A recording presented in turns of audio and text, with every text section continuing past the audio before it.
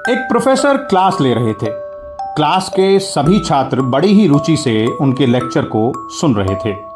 उनके पूछे गए सवालों के जवाब भी दे रहे थे। लेकिन उन छात्रों के बीच कक्षा में एक छात्र ऐसा भी था जो चुपचाप और गुमसुम बैठा हुआ था।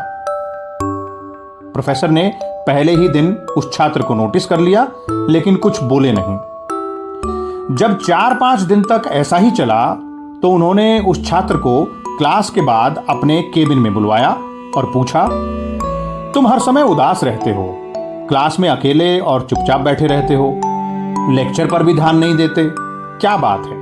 कुछ परेशानी है क्या? सर, वो छात्र कुछ हिचकिचाते हुए बोला, मेरे अतीत में कुछ ऐसा हुआ है जिसकी वजह से मैं परेशान रहता हूं, समझ नहीं आता क्या करूं। प्रोफेसर भले व्यक्ति थे। उन्होंने उस छात्र को शाम को अपने घर पर बुलवाया। शाम को जब छात्र प्रोफेसर के घर पहुंचा तो प्रोफेसर ने उसे अंदर बुलाकर बैठाया। फिर स्वयं किचन में चले गए और शिकंजी बनाने लगे। प्रोफेसर ने जानबूझकर शिकंजी में ज्यादा नमक डाल दिया।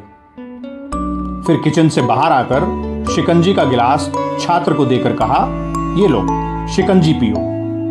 छात्र ने गिलास हाथ में लेकर जैसे ही एक घूंट लिया, अधिक नमक के स्वाद के कारण उसका मुंह अजीब सा बन गया।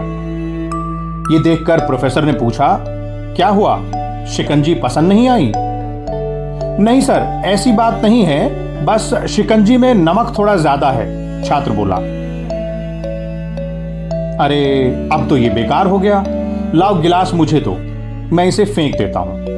प्रोफेसर ने छात्र से गिलास लेने के लिए अपना हाथ आगे बढ़ाया, लेकिन छात्र ने मना करते हुए कहा, नहीं सर, बस नमक ही तो ज्यादा है, थोड़ी चीनी और मिलाएंगे तो स्वाद ठीक हो जाएगा। यह बात सुनकर प्रोफेसर गंभीर हो गए और बोले, सही कहा तुमने, अब इसे समझ भी जाओ।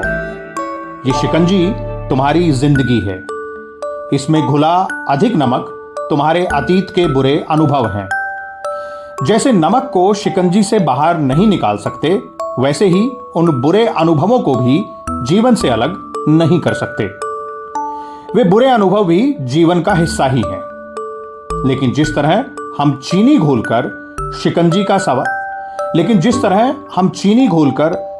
का स्वाद बदल सकते हैं, वैसे ही बुरे अनुभवों के लिए जीवन में मिठास तो घोलनी पड़ेगी। इसीलिए मैं चाहता हूं कि तुम अब अपने जीवन में मिठास घोलो। प्रोफेसर की बात छात्र को समझ आ गई और उसने फैसला किया कि अब वो बीती बातों से परेशान नहीं होगा।